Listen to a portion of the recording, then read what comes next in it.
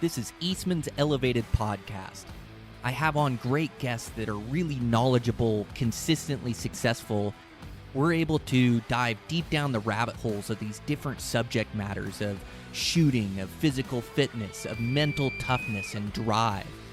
All the different skills that make up a complete hunter that you can become. Here's your host, Barney. Hey, what's happening, guys?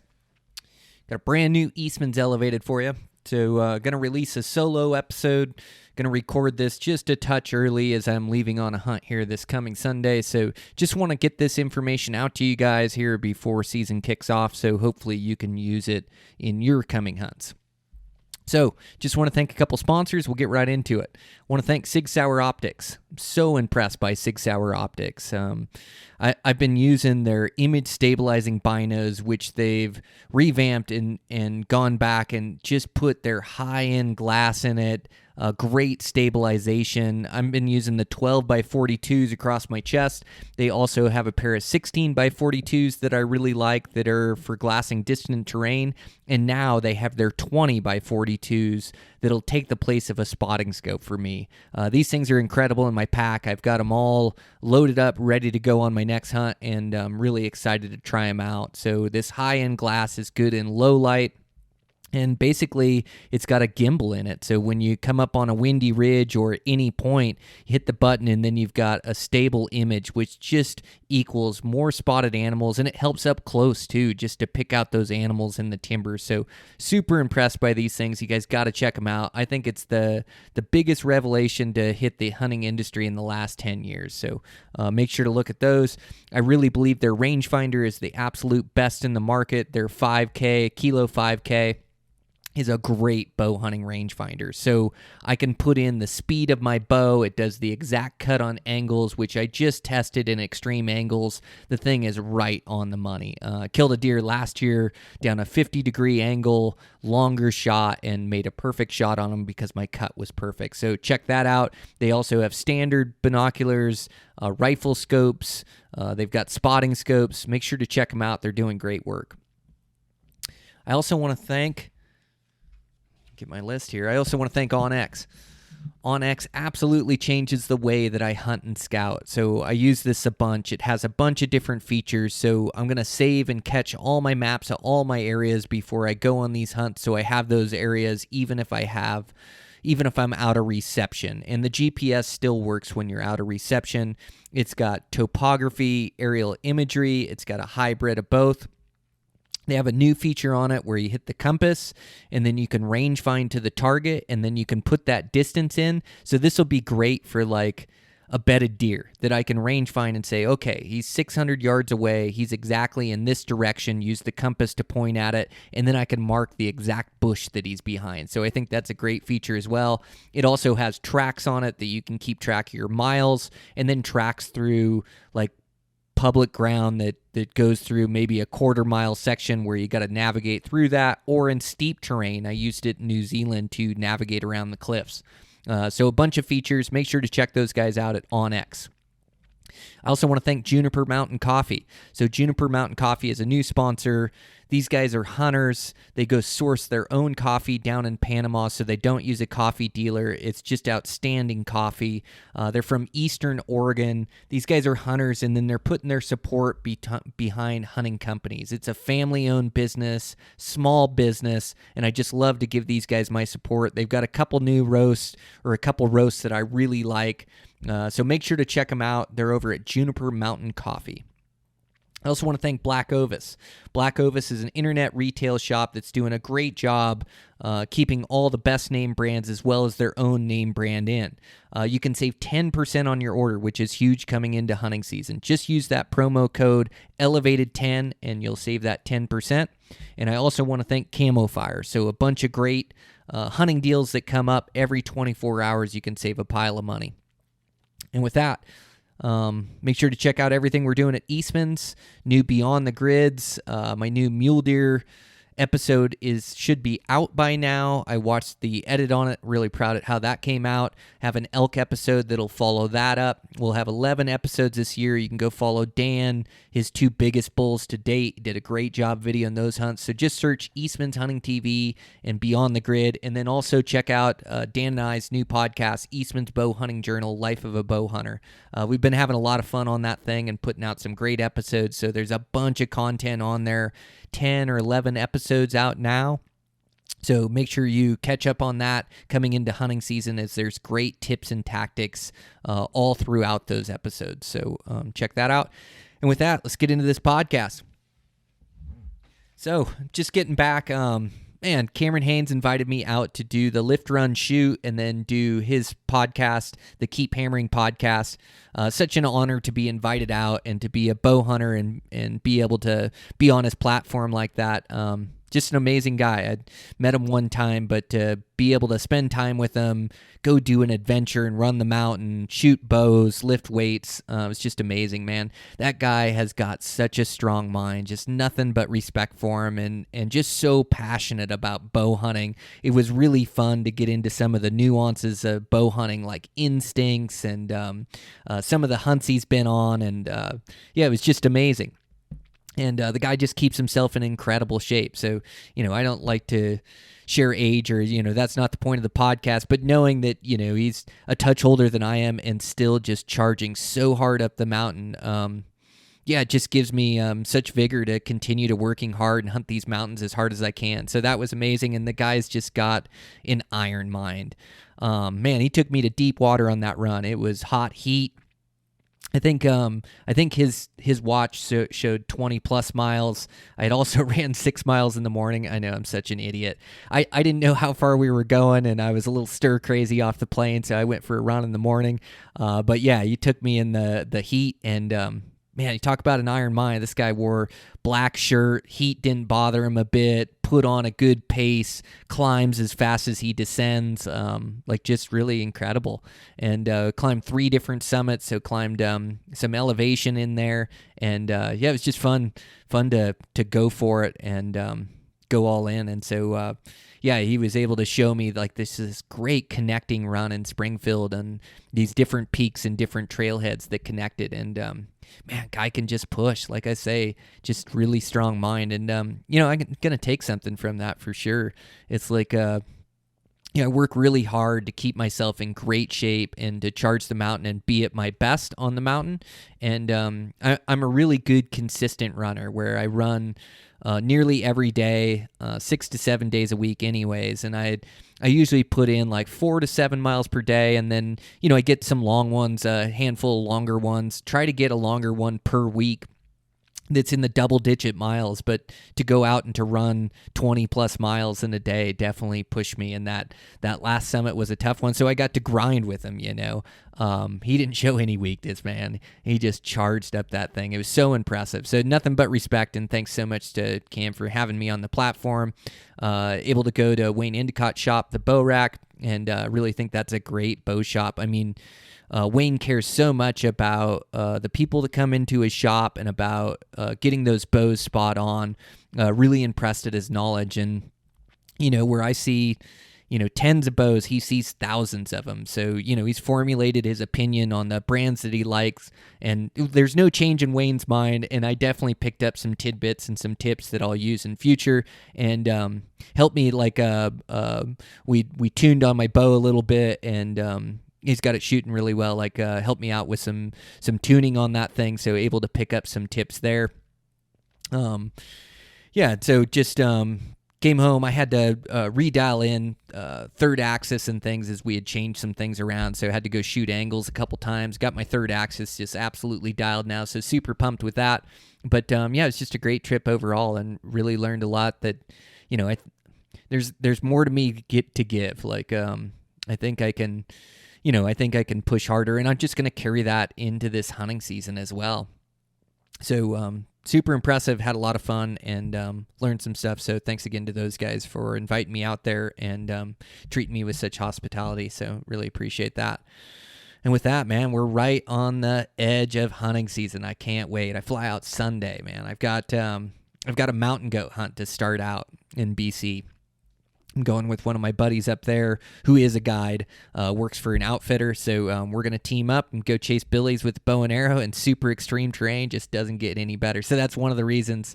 I mean, I'm always spending time on that third axis to make sure it's dialed, but especially like this season coming into that hunt. And then I followed up with 2 early season high country mule deer hunts in extreme terrain, which I'm super pumped about. One unit I've hunted before, the other unit I haven't. And so, man, just getting all my stuff in order so I can cut these legs loose and go do what I love to do and be in the mountains and go chase critters around with a bow and arrow.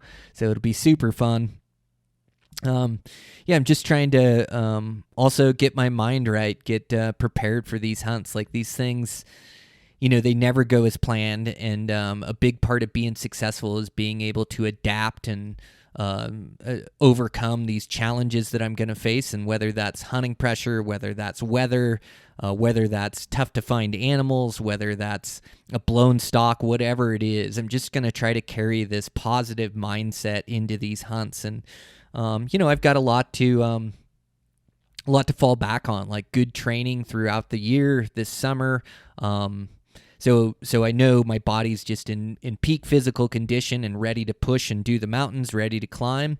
So, I know my body will hold up. So like, it's just, it's having a strong mind and like continually putting effort forth. Like I know, these hunts have ups and downs, and I know these downs, I just have to see my way through. And it's wild. It's like, the tougher the hunt, the more it's going to mean in the end. And so I just want to put full effort into these things and see what I can come up with. If I have a select number of days set aside for a hunt, I want to push and grind all those days. And so, it's just a matter of like keeping this positive outlook on things, this positive mental attitude. And when I face a challenge, it's like Jocko would say, good. Gives me a chance to go cover more country, or gives me a chance to get another stock in. And I just want to keep that in mind coming into these hunts. It's so easy to get bogged down by these challenges, or come across a hurdle or challenge and feel like it's overwhelming. But I just know if I keep that good mental attitude, I put full effort in, that I'm going to come out on top this season. So yeah, I absolutely can't wait. A lot of these are like the purest form of bow hunting you can get, like backpack hunts. That's what this goat hunt is starting out. And so, getting all my gear dialed and backpacks, it puts like an extra exertion on a guy, and also extreme elevation and extreme altitude. And I'll be dealing with all 3 of those, especially on these first 3 hunts. So I couldn't be more excited, as these are going to be a test. And also, they're really scheduled tight. So I'm back to back hunts with only a couple days in between, and have to help my daughter move in between one of those. So I'm definitely going to be really busy, and I know that I'm going to be worn down physically, but I just like, this is what I've waited all year for. And these seasons are so short, and it's like a chance to really challenge myself mentally and physically, see what I'm made of, and see if I can't arrow a trophy critter. I'm gonna hold out, like, definitely looking for trophy critters like in that older age class, because I know I have opportunities and tags in my pocket. So I don't want it to end too quick or too soon. It's almost like the longer it goes, the better. So just gonna keep that in mind on these hunts, and really give myself an opportunity to kill a giant. So yeah, couldn't be more excited. These early season mule deer hunts, man, I mean, I love hunting everything with my bow, and all these different species and different habitats presents different challenges, and they're all unique and improve my skill set in different ways. And so, really excited for the opportunity to hunt goats. I know this is an amazing opportunity, and so I can't wait to embark on this and really go hard. But these mule deer in the high country is really special to me. In the lower 48, I can have my vehicle, I can have all my stuff with me. Not that all of these will be backpack hunts that I'll go in. I might have a little bit different strategy. Like the first place I hunt, I may backpack and do like a 3-day rip. It's one of those places where I have to pack all my water to the top of the mountain, so over 3,000 vertical for all my water. So that makes for a really tough, grueling hunt, and it'll be a hot weather hunt. So, I'm definitely prepared for that. But yeah, I can't live up there for 6-7 days just because I can't pack enough water. So I'm gonna have to do a 3-day rip, hunt aggressive, hunt hard, and try to make some plays and get some stalks on some good bucks. And if it doesn't happen, pack out, and then I'll make the decision whether I go from the same trailhead or go from a different one. I'm really going to try to utilize through hunts this year. I think this is like a great strategy to use on these hunts, especially like this spot that I'm going. I've got like a dirt bike carrier that I can carry a dirt bike on the back of my truck. I think this is a huge advantage. What I can do is I can then drop my truck or drop the dirt bike, whichever one I decide, and then drive my truck around, and then I can through hunt. So I don't have to hunt down a ridge line for 6 miles, 8 miles, and then hunt back for 8 miles over the country I've already hunted. Instead, I can just embark on a 12 to 16 mile through hunt. So I'm really going to utilize that to be able to hunt all fresh country and move my way through it. So I'm going to bite off some big miles and big elevation and go up there. And then, I just want to be at my best when I do get these opportunities. I want to be clutch with them. I want to make good calculated stalks. And I know I'm not going to win every one. There's going to be animals that I'm going to stalk this year that are going to beat me, that are going to pick me up, that are going to see movement, or the wind's going to swirl. I know that's going to happen. And I can't control everything. All I can do is make the smartest plays I can make, try to be clutch with my opportunities, don't take any shortcuts, and then give it my all moving in, ultra slow, paying attention to movement, and really try to make these good plays on these animals and capitalize. And then, as always, execution is in the forefront of my mind. Got this bow shooting so well, throughout the season. Shot great for me in Australia. Shot great for me in Hawaii. And now shooting great as I'm coming into the heart of my fall hunts. And so I know the bow's going to do its job. I have to just do mine and execute. So as I walk around, I'm going to be keeping that in the forefront of my mind to make sure that I execute. No matter what, I'm going to execute correctly, and then let the chips fall where they do. And in hunting these animals, I know I've developed this patience with my aggressiveness. So this aggressiveness is going to create opportunities for me because I'm going to go for it. If I see a chance, I'm going to try to get in there, give myself a chance at it. And then, I've just got really comfortable being inside a bow range and waiting for the right opportunity to present itself, and having confidence in my concealment and in the lack of movement. Like, these ungulates really pick up on movement. So, everything's going to be slow, going to keep to the shadows. Just do all the little things that make a difference, and hopefully not make any of these bonehead mistakes. All year shooting 3D, I have not missed a target. I've hardly shot a 5 on a 3D target. They're all 8s, 10s, and 12s. So I shot really well. I shot, I think, 4 days at Lamper's Western Hunting Summit. He always sets up a challenging course. So I shot really well. I haven't missed any targets, which is great. No mental mistakes, but I just know, I've got to be on my game, make sure my dial's set to home, make sure I dial to the right distance, make sure I get the range. Like, the devil's in the details on this thing. So I want to make sure that I don't make any mental errors. I did dial the wrong target shooting with Cameron. How embarrassing is that? It's like, I haven't made that mistake all year, and then I'm shooting with him, and I dialed. I don't know what I did. It was like just saw the mark and was thinking about my shot execution and dialed the wrong range. I mean, just those mental mistakes, they can come at the worst time. And not that that's the worst time. That's like the best time to make it, right? Because it reminds me that it can happen. So even though I haven't made a mistake all year, I made one shooting with him. And it's like, all right, well, it's time to learn, time to get better from it. And so it's actually a good mistake to make, because I think that it'll definitely keep it present in my mind on these hunts to make sure that I'm dialed on all the little details. Because, man, it comes down to these small little details, these nuances in the stock and in the shot.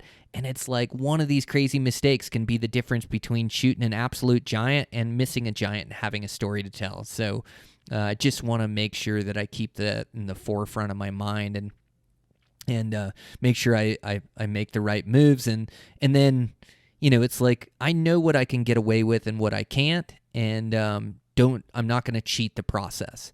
So there was a time last year, I was hunting elk last year, and I was hunting a giant bull named the Dragon. I named him the Dragon. Had just this growl of a bugle, and I hunted this bull for like 3 days, and I had close calls. I was chasing him. I never let him know I was hunting him, but the last night I was hunting him, there was another bull that came in. They were bugling back and forth. They were going at each other. There was a bunch of cows in the group, and I did good, like keeping concealed in the timber, only moving when the elk would allow me to move, and then I had him like right in bow range, right in front of me, and kind of moved through my window, didn't give me a shot, and he's right on the hillside, right in front of me. And I've got cows on the hillside, I've got him on the hillside, and I've just got to cross this little park, and I'm back into the kind of the trees where I know I can get away with movement. So it's about 15 yards of open country, and it's getting low light, it's getting dark, and the choice I should have made right there was to back out and hunt that bull again the next day. I'd hunted him for 3 days. Never knew I was after him. And instead, I got aggressive, and I'm like, man, if I could just make it across that meadow, I mean, it's 15, 20 yards, and I've got that bull. I can see him in the sparse timber right there, and I can probably get a shot and kill him right there. But I knew better, and I went anyways and got aggressive. And I busted that bull, busted those cows, and I just got a little aggressive in my play. Now, after I busted that bull, I'm like, man, busted him out of country. It's like he's probably gone. Elk relocate miles away, and so I went and started hunting a different area. Some elk I had seen the previous weekend, where I knew where a pile of elk were. So went in there, found a nice 6-point bull, made the right moves in, didn't give myself away, concealed myself, moved with the herd to my left in bow range. Bull slipped down into the bottom of the park down in there, and able to close in bow range. He kind of he wouldn't give me the right angle or the right shot. I was patient. He bugled at his cows, started to walk away. I had to cow call and stop him. Usually I like to have a range and draw my bow and then cow call and stop him, but he's walking away, so he's putting yards on me. So I chose to cow call, stop him, and then I had hit him with the rangefinder that was up to my eye, and then I had to slowly draw my bow. But I was concealed in the trees and in the branches where I had enough cover where I felt confident doing it. Put a good quartering away shot in it. That bull died. Nice big 6-point, super stoked. But that bull that I was chasing prior to that one, it was a nice 325-inch bull, a great trophy for me, super stoked. The bull I was chasing was 350, 360 for 3 days, the Dragon, So it just reminds me, no shortcuts. If I think I'm going to get busted, I'm not going to make that move. And, if I learned a valuable lesson there, and it's like the longer you can keep the element of surprise and keep hunting these animals, they're more apt to make a mistake, and then I can capitalize on it. So I just want to keep that in the forefront of my mind as I'm hunting this season, to make sure that I'm not pushing my limits. And I learned a lot hunting those mouflon sheep in that open country, just making sure I'm not giving myself away before I get a chance. So just being really diligent and disciplined with my glass, glassing every opening before I walk through it or around me, just to make sure there's no animals watching. I want to make sure that I'm not getting reckless with my movement, like that. That first mule deer hunt that I'm going to go on is open country. I'll be working a ridge line, so I got to make sure that I don't skyline myself. When I come over to glass a basin, I'm not going to walk over a basin. I'm going to crawl over the top so I don't give myself away, so the animals don't see me, so then I can glass the basin, keep that element of surprise. Definitely going to pay attention to the winds. It's like killing animals with a bow and arrow. It does take this higher understanding of the wind. So, the directionals, the directional winds are going to be the winds that are come up throughout the day. Usually they come up heavier in the afternoon. They really conceal a lot of approach noise as well. And so, I'm going to use these winds to my benefit and really stalk mule deer in the afternoon, evening when they're in that second bed. And then, also I can use that wind as concealment because I know when it's so still in the mornings like that, they can just hear you coming in a lot of this country. So I'm definitely going to pay attention to that as well. But these directional winds, you can get a forecast on any of your apps. I like using that Windy app. It's a red app with a white W. It'll forecast the wind that's going to be coming in for days. And then it actually shows the direction and kind of how it moves through the mountain. Really trying to hunt dominant wind sides versus lee wind sides. Lee wind sides are the back side of the where the wind's blowing, and it's just like a washing machine in the top third of the mountain up there. And I never have good luck trying to hunt animals on that lee wind side. So if I find animals and there's a heavy wind and it's on that lee wind side, I'm just gonna wait, And if that's the case, then I'll wait till evening till I get a downhill thermal. And then I can use that downhill thermal to my advantage and approach from below or same elevation on that deer. So directionals, you can get the forecast, and then you can base your hunt on it. And I know a lot of times, I'll have a dominant southwest wind, and I've got a buck on a lee wind side, and then all of a sudden they're forecasting a northeast the next day, and I know that's my day to go hunt that buck. So I'm going to use that to my advantage. It's really nice when you can use the thermals and the directionals together. And so the thermal winds, I know I've explained this before, so sorry if I'm repeating myself, but these thermal winds, what happens is the sun comes up, the sun starts to heat that valley floor.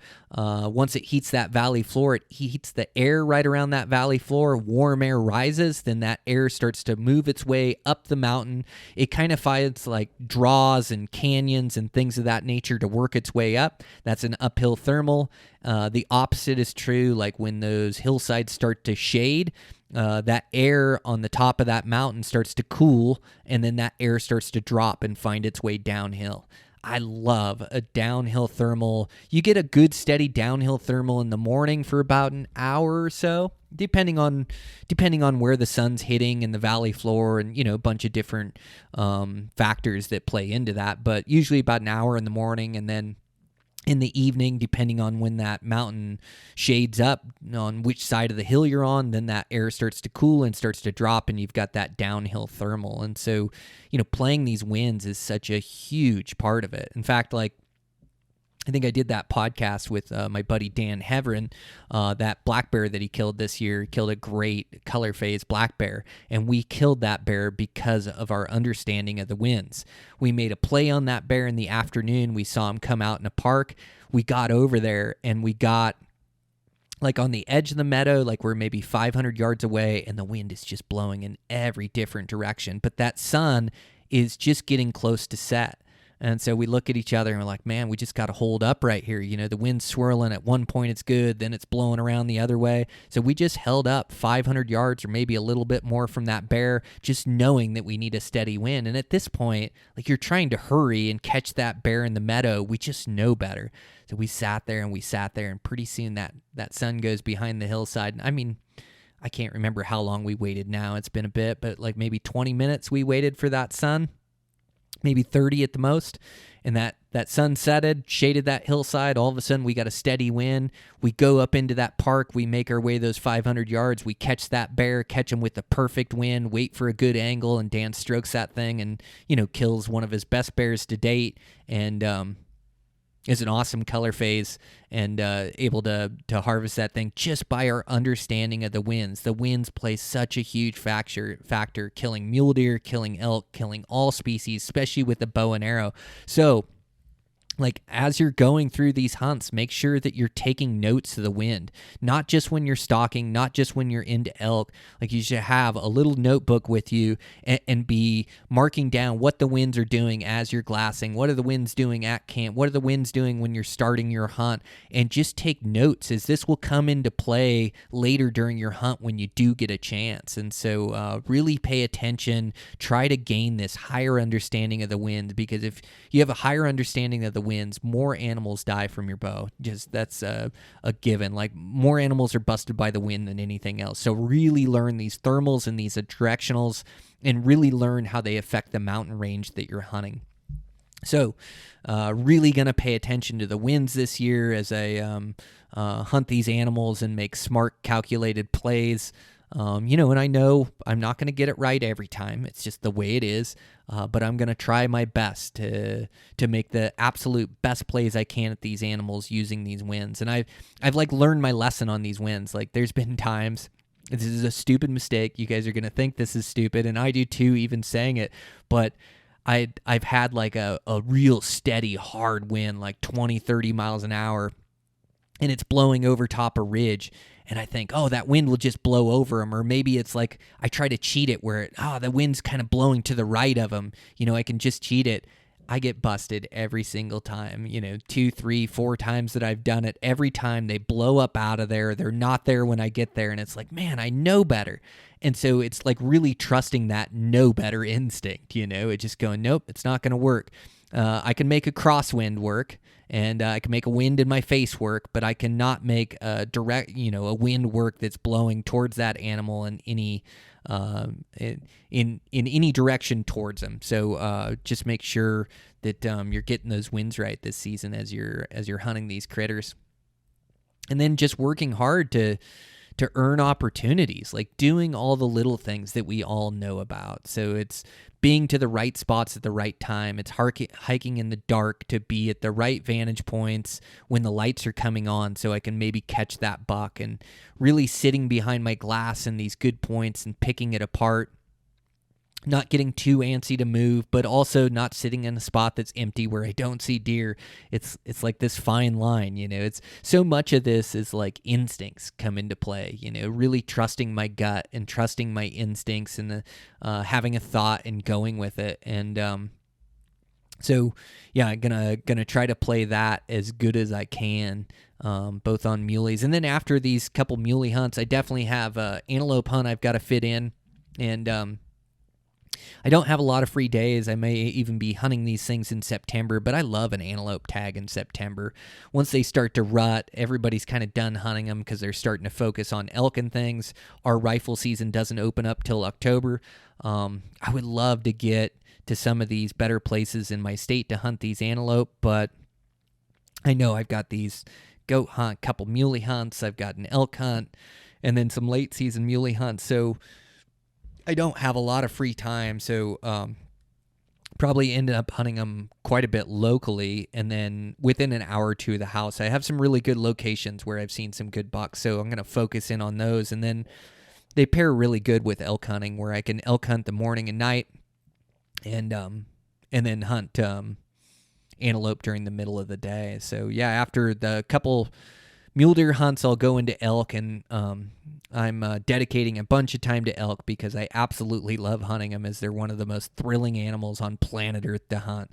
I just love bugling bulls in September. It just doesn't get any better than that. So once it gets to be about September 8th, September 10th, I finish up those muley hunts. I'll be all elk till the close of the archery season, which is about mid-October. It's kind of a different date every year, but around mid-October. I've got one bull tag, and saving that bull tag for a great big 6-point or better, big mature bull. And gonna hunt my butt off. I'm gonna use a combination of I like truck camping and then day hunting for these things. It's an effective method, and I can use that truck as a tool to change locations and then hike into these locations and be able to target these bulls. So I'll definitely be using that tactic. I'm also going to use backpacking for these elk, and I love to backpack super light for these elk. So if I can get my pack down around 30 pounds or so and just have an overnight, 2-day rip, 3 days at the most, pack all my stuff in, and then really cover country and hunt with my pack on my back. Then I can travel until I locate these elk. If I'm into a party of elk, then I'll set my camp and hunt in that area for a handful of days, or if not, I'll keep hunting through. Or if I find a bull, I might just hunt them with my pack on my back and sleep wherever I end up. But there's definitely like some backcountry spots that I want to get into for these elk. So I'm going to use a combination of day hunting, truck camping, and then also a combination of backpacking for these elk. And I've got plenty of time.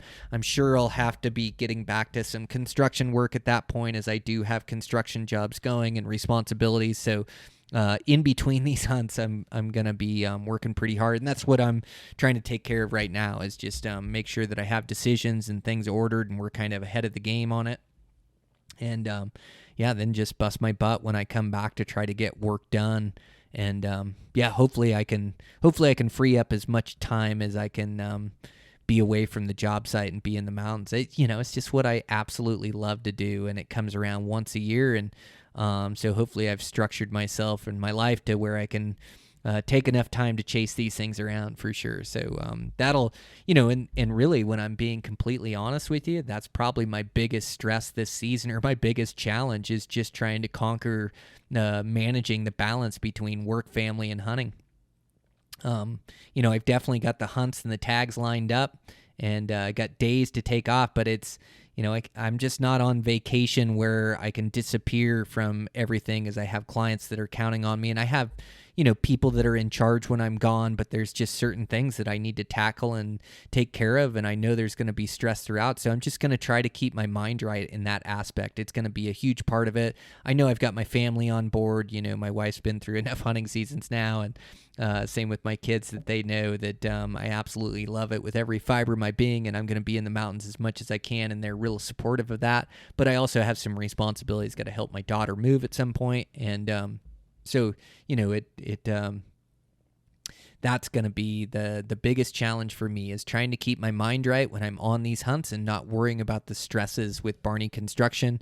But we'll have my phone. I'll take care of things to the best of my abilities. I have project managers that are going to have to take responsibility, and then I'll work hard when I'm back. I'll work hard at ordering things and orchestrating things, and I'm just going to do the absolute best I can. But these hunting seasons only come around once a year, these falls, and they're so special. And there'd be nothing I'd regret more than not getting to spend time afield. And so I'm going to try to make and create as many days back there as I can, hunt as efficiently and as effectively as I can, and really try to soak it in and enjoy it. And when I do have those stresses or those problems, because they will come up and I know they will, I'll just make the best decisions I can and make a move, and move forward and move to take care of whatever that problem is, and try to get back to the hunt. So that's kind of my goal for that. But yeah, hunting these elk, I'm going to put a ton of time and effort in, and really try to chase down a big public land 6-point, man. It's like so thrilling. I'm going to use a lot of my spot and stalk tactics that you guys have heard me talk about. Podcast a couple ago or one ago with Sam Davis was a great one for spot and stock. I do have to get some of my buddies. I mean, that's the other thing, is I've got responsibility on the podcast and getting these things out each and every week. So I'm going to try to fit in these solo podcasts where I recap hunts, where I give you guys, like, it's so nice when these hunts are fresh. When I go on a 10-day hunt, I learn so much. I take in so much information. There's so many little lessons that I learn, and tidbits, and the approach and mental aspect. I really tap into that. And so when I come back, my mind's just firing with all these ideas and theories about hunting. And so I want to be good at capturing those and then passing them on to you guys, and also like recapping these hunts and letting you know how it goes, like really sharing my struggle, my challenge, sharing my triumph, sharing absolutely everything I can about these hunts that help you guys on your hunts. So, I'm going to try to do a good job of that, and then also do a good job at downtime at having my podcast gear and capturing these podcasts with the buddies I'm hunting with, and capture those, and then also lining up some other good guests. But yeah, just trying to get you guys pertinent information that has to do with the season that we're hunting. So that's going to be the goal. So yeah, I've also got to keep up on that. There's like, a lot of it. It's not just hunting for me. I definitely have some responsibilities that I need to make sure are taken care of. So I'll keep on that. Dan Picard, the Eastman's Bow Hunting Journal podcast, is pretty easy. He's really flexible, but I know he's got a super busy hunting season. So had a couple episodes, and that'll get me to September, which is our busiest time of year, and then just try to touch bases with Dan, get him on the hook, and then record these podcasts as we have time to make sure that we can continue to get them out.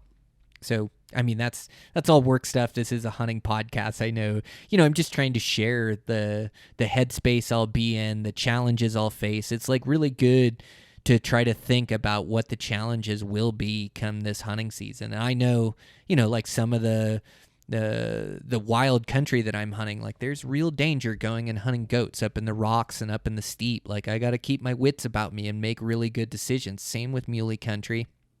And then, lightning storms, like, man, if there's anything like that gets to me, it's those gnarly lightning storms on top of the mountain. But I've rode out a bunch of them. I've got the knowledge and confidence to know to get myself to a safe spot. I'm going to read storms, make smart decisions. I know I'm going to have to ride out some gnarly storms, sitting on my feet, pouring down rain, lightning all around me. I know that's going to happen. I know hunting elk, I'm hunting in grizzly bear country.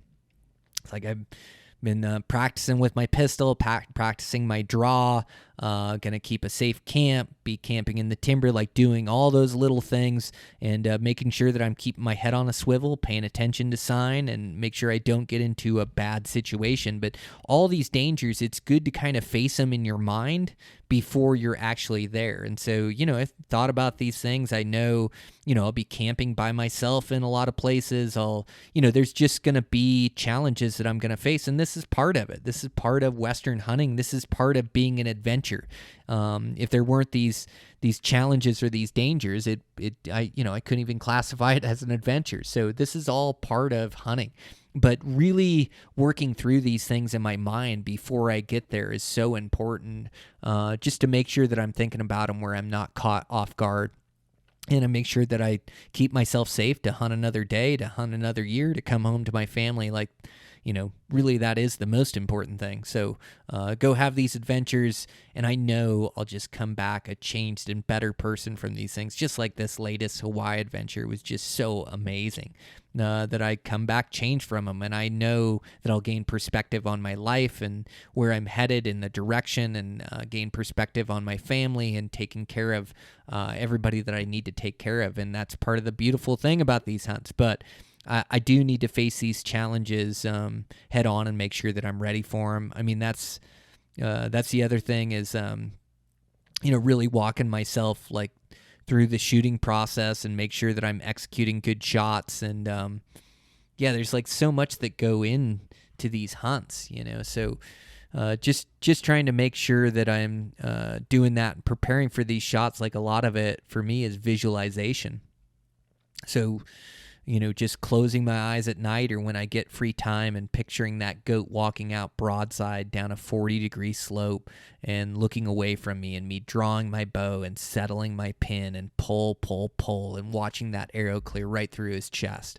That's like some of my visualizations that I'll do leading up to season, during season, and then once I get in that situation, it's like I haven't been in that exact situation, but it feels like I've been there before. So, man, it's so awesome that we have this thing, this bow hunting. Like, man, it is primal and visceral, and there's us humans, we survived for the last 200,000 years because of our ability to hunt, because of our ability to gather. So there is something that is in our DNA that is tied directly to our ancestors and our survival, and you can feel it when you're out there. And to me, there's nothing more fun than getting in the action, like getting a stalk on a bull or getting a stalk on a big muley buck. Like, man, I just love it. That's when I just feel alive. That's when, my brain isn't thinking about any of the problems or Barney construction or any of that stuff when I'm getting a play. When I'm getting a play, I am in the present moment. I am trying to make the right footfalls. I'm trying to make the right moves. I'm trying to kill that buck and put a perfect arrow into him, and it's like one of the toughest challenges out there. So I definitely want to be immersed in that, and then like being in that present moment. Like it's easy when I'm stalking a buck, but I want to be in the present moment throughout the entire hunt. So, I'll definitely be working on that, but go from elk, and then elk will be a long duration, we'll fit antelope in there, hunt them in the middle of the days. If I tag out on an elk and I still have an antelope tag, then I can travel around the state, have a little bit more flexibility. And then I've got a couple late season hunts, late season muley hunts. So we'll carry on and continue the season. I mean, it's so nice for me that hunting season isn't just 1 month, that I'm able to extend it to these different places and these different hunts. And I love the late season muleys. Late season muleys are a bit like elk, where I hunt them fairly aggressive. And, like I see a buck that I want to shoot, and I get over there, and then I adapt to the situation I'm given. I adapt to where that muley's at or the position he's in, and try to make a play and kind of know what I can get away with and what I can't. And they're usually really difficult during the rut. Like, the rut's a great time to kill a good buck. I actually think the early season is a better opportunity at these big deer. At least that's what my wall states as well, as I have more early season than I do big late season bucks. I do have some really great late season, and it is a good opportunity. And again, it comes back to that excitement, that action, like seeing bucks, getting into bucks, making moves. And sometimes a stalk can last a couple hours making moves, or even carry over into the next day. But it's pretty thrilling stuff. And so I'll use a combination on that, as well as truck camping, backpack hunting. I've got some good backpack spots that I want to get into and go see what kind of bucks are living in there. And just hunt hard, keep a positive attitude, and just enjoy it, right? This is what we wait all year for. We're taking this vacation. I mean, this stress that I'm talking about, Barney construction or getting podcasts, it's all stress I put on myself, It's like what I really live for is to go bow hunt. It's like that's the whole reason why I work hard all year long. It's the whole reason, why I put so much. I mean, it's not the reason I put effort in my family. I love them with every fiber of my being, and I want them to be happy. But it's like I put so much effort throughout the year to get to this time of year and be able to be immersed in the present moment. So when I'm in that present moment, I definitely want to enjoy it and soak it in. And I definitely have some great adventures planned and a full season, and I'm super fortunate for the life I've created. And so now it's just time to live it.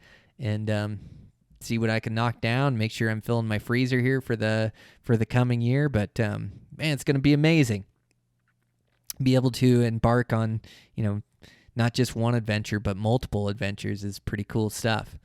And so yeah, I definitely want to hunt. I want to hunt spots that I know that I know are good, but I also want to expand my knowledge, and that's expand my knowledge in these areas that I've hunted before, like going further, checking out different drainages, and then also hunting new locations. I think out of my hunts this year, a couple of them are in brand new areas, and then I also have some in areas that I've hunted before, but those areas I've hunted before, I need to expand my knowledge in there and search a little bit further, and just making sure that I'm putting forth full effort. It's just like, it's easy to go check a drainage or check a basin. Oh, there's no deer here, but there's more to give. There's always another basin to go check out. There's always more effort to put in, another place to backpack into. I just want to put full effort in and meet these challenges head on and get the most out of this season, and see what I can turn up and see what I can arrow. So thanks so much, guys. We made 400 episodes on Eastmans Elevated and still going strong. So yeah, I couldn't be more proud of the community that we've created. It's just such a great group of guys. I try to get to your guys' questions, but you guys have done such a good job of supporting me. And so I really appreciate it, and just want to try to get you guys that information that cuts your learning curve down. It's like, man, it's bow hunting is a journey. It's not something that you get good at in one day, 1 week, 1 month, 1 season. It's multiple seasons. I mean, the only reason I'm any good at bow hunting is, I've been doing it for a long time, but I've dedicated myself to it for multiple years, and I keep evolving, and there's no ceiling to how good we can get. I still want to continue to improve. I've been on hunts and stalks on animals where just wish I could be better, make better plays or whatever the case is. But it's part of the beautiful thing is that like there's so many facets involved into being a good bow hunter, like all these different skill sets, and we can continue to improve at all those different skill sets. And it's like physical fitness. Like I'm used to being the fittest guy in the group, the fittest guy in the mountain, and I just went and trained with the guy that absolutely goes for it and is in super shape. So it's like it just shows me like there's more to give there. There's more improvement to be made. And same thing with shooting. It's like I'm always so proud of my shooting. I'm a clutch shooter. It's like it's pretty tough to beat me on the range on any given day, no matter who you are. But there's always somebody better. There's always somebody that can shoot better. There's always more that I can learn. There's always more that I can put into it. And then those hunting instincts, they're honed through experiences. And I can continue to gain experiences and make better decisions and make better plays on these animals. So it's like that can be improved. Mindset. To really have a strong mind and have this mental strength. And, I do have a strong mind. It's why I've been so successful bow hunting and, in everything that I do. But there's always somebody strong. I'd like David Goggins, who's going to carry the boats. Like, man, that guy's got such a strong mind. Like, I take a page out of that guy's book and I can make myself better. I can put more into it, and so it's the beautiful thing about bow hunting, and the reason why I haven't lost interest is we can just continue to improve, continue to be better. I can get better at my e-scouting. That Mark Livesay is an absolute wizard with e-scouting. I pick up tips every time I listen to that guy talk, or that Brady Miller's super intelligent too. Got to spend like a summit with that guy, and he's really smart with his e-scouting as well. So take a page out of those guys' book, improve my e-scouting. Like, there's all these different skill sets that I can continue to get better at and continue to improve. And that's the way I want to approach my bow hunting. It's like, I never want to just maintain or be good with it. I want to push to be better and to achieve more. And, man, and I'm just, I'm in my prime. Like I've worked hard to get to where I'm at, and now it's time to capitalize on it and really go all in. And there's other adventures to take on, other species to challenge myself with. It's like this never-ending improvement. But I think I'm happiest when I am working hard or so passionate about learning stuff and improvement. Like that's true happiness, I think. It's like sitting on the couch and watching TV doesn't make me happy. It's like I want to be pushing to be better and to be at my best and to get my full human potential.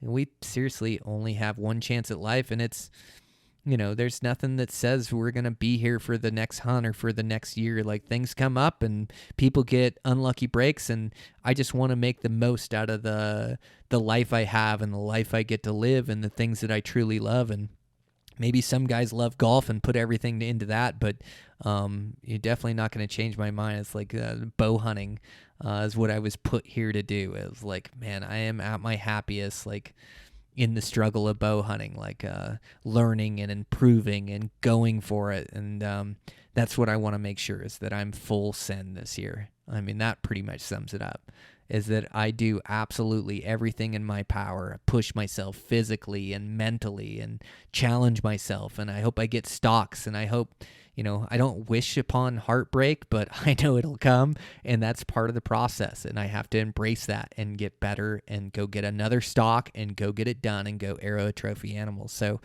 man, we're right on the edge of season. Hopefully you guys are getting ready for your hunts. You guys should just be days away from your hunts and going for them. So I just wanted to share where I'm at mentally and where I'm at getting ready for these hunts. So hopefully you guys can take a page out of my book and go out there and go all in on your hunts and find some success and whatever that means. Go have an adventure, go find success, go challenge yourself. Like that's when we're truly most alive.